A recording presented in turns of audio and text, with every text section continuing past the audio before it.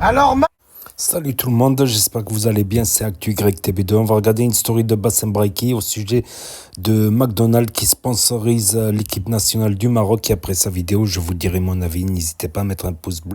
McDonald's, c'est officiel, est le sponsor de la Fédération royale marocaine de football. Vous allez faire quoi là, les swag? Vous allez boycotter l'équipe nationale du Maroc? On boycotte le pays? Alors là, on prend l'exemple du Maroc, l'Algérie, la Tunisie, j'aurais fait exactement la même vidéo. Voilà, ça c'est Dieu qui vous punit. Donc, concentrez-vous sur le dîne, sur votre dîne. Je suis le plus mauvais exemple pour vous dire ça. Mais concentrez-vous sur votre dîne. Faites des doigts au lieu de faire du swag, au lieu de tapiner, au lieu de vous inventer un idéal de vie. Regarde Dieu comment il vous punit. Ça là, je le vois comme l'épine dans le pied. Exactement pareil. Donc ne mélangez pas tout.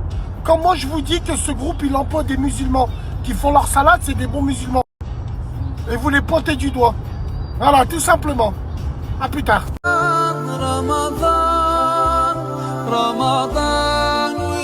Salam alaikum les gens, Bassem Vénitieux 692. Vive la France. Vive la France qui aime l'islam plus que vous. Vive la France qui protège notre religion plus que vous. Vive la France qui n'est pas hypocrite avec notre religion.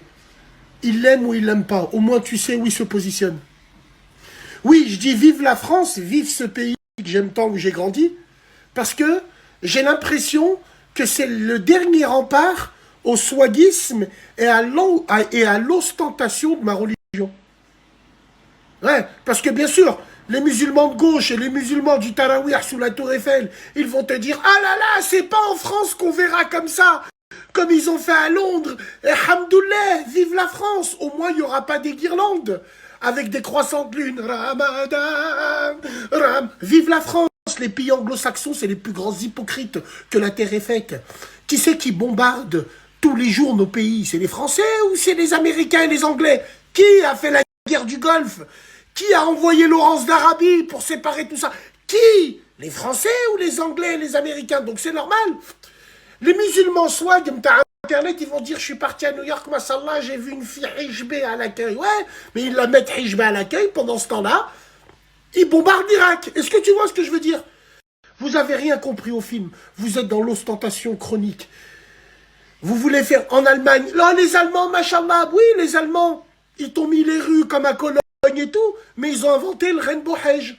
Ils n'ont pas hésité à gonfler une structure gonflable de la Kaaba et faire un Hajj pour les friendly. Voilà. Alors évidemment, ils vont vous donner les clés. Tu penses que, machallah, ils sont pas racistes. Mais d'un autre côté, ils nous humilient comme le Tarawih à Times Square. Vous étiez tous en train de dire Machallah, Inch'Allah. Pendant que vous vous prosterniez, il y avait une pub qui passait sur la communauté friendly. Voilà comment ils vous la mettent. Et sans vaseline. Donc voilà, c'était la story de Bassem Braiki. Et concernant le sponsor de la fédération marocaine, c'est McDonald's qui verse des sous à la fédération marocaine de football. Voilà. La fédération qui en a besoin parce que c'est pas un pays très riche, le Maroc, donc même s'il se développe économiquement. Et après concernant les McDo au Maroc, c'est des Marocains qui sont patrons de ces McDonald's. Voilà, c'est une franchise. C'est-à-dire, ils payent tous les mois une certaine somme pour pouvoir utiliser l'image McDonald's. Et ils ont un cahier des charges, des fournisseurs, voilà, les tables doivent être 40 pour 40, il doit y avoir tel décor à l'intérieur, les hamburgers doivent être faits comme ça, et ils achètent les produits, à savoir que la viande est halal au Maroc, dans les McDonald's au Maroc. Donc, à boycotter les McDonald's au Maroc, vous ruinez des employés, des entrepreneurs. Voilà, des entrepreneurs qui peuvent entreprendre dans d'autres choses, qui n'entreprendront pas, comme on a vu qu'il y a eu plein de KFC qu'ils ont fermé dans les pays arabes dernièrement. Donc ça sera dur de boycotter l'équipe nationale du Maroc, pour les Marocains en tout cas.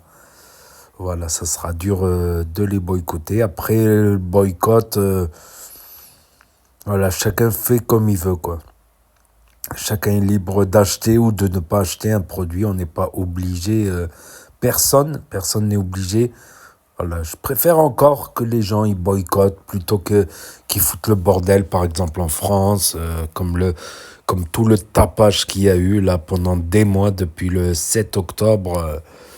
Voilà, il y a eu une ambiance très malsaine, une ambiance très anxiogène pour beaucoup de gens justement, alors que la France n'a rien à voir en fait. Donc autant je préfère ceux qui boycottent que voilà. Après, voilà quoi. Après, va boycotter l'équipe nationale du Maroc, comme il a dit Bassem Braïki, voilà. Et concernant l'Angleterre, ouais, excusez-moi.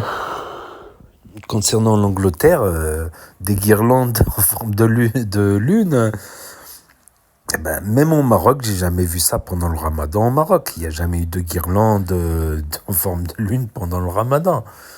Donc je pense que voilà. En plus, le croissant de lune n'est pas quelque chose de marocain en plus. Euh, c'est plutôt un symbole qu'à la base qui est turc, ou un symbole islamique, mais le Maroc n'a jamais eu ce symbole. C'est l'étoile de Souleyman à 5 branches. Voilà, c'est l'étoile de Souleyman. Donc, après, l'Angleterre est un pays qui est communautaire, on va dire. Voilà, et c'est le propre aussi des Anglais qui veulent pas se mélanger. Voilà, qui veulent pas se mélanger avec les autres communautés. Voilà, même si tu peux être pote avec des Anglais, il y a des Anglais très gentils. Mais le système en lui-même, c'est un système. Tandis que la France, c'est un pays qui se dit d'assimilation, d'intégration.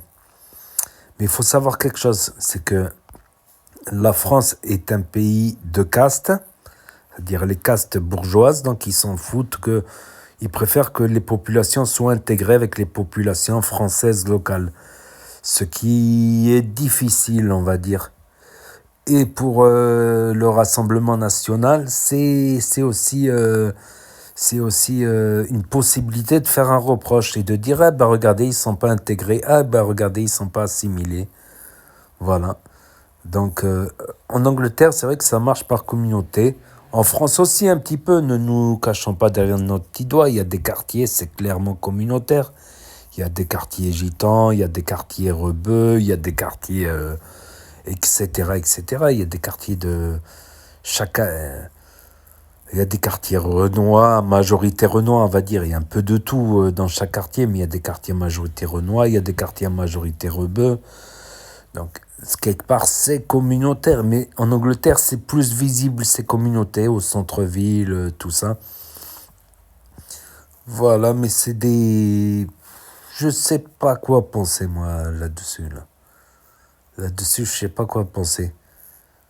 C'est compliqué, quoi. C'est pratiquement... Par contre, l'Angleterre, ce qui est bien, c'est que c'est un système méritocrate. Donc, si tu as du talent, si tu travailles bien, ben, on va te pousser en avant.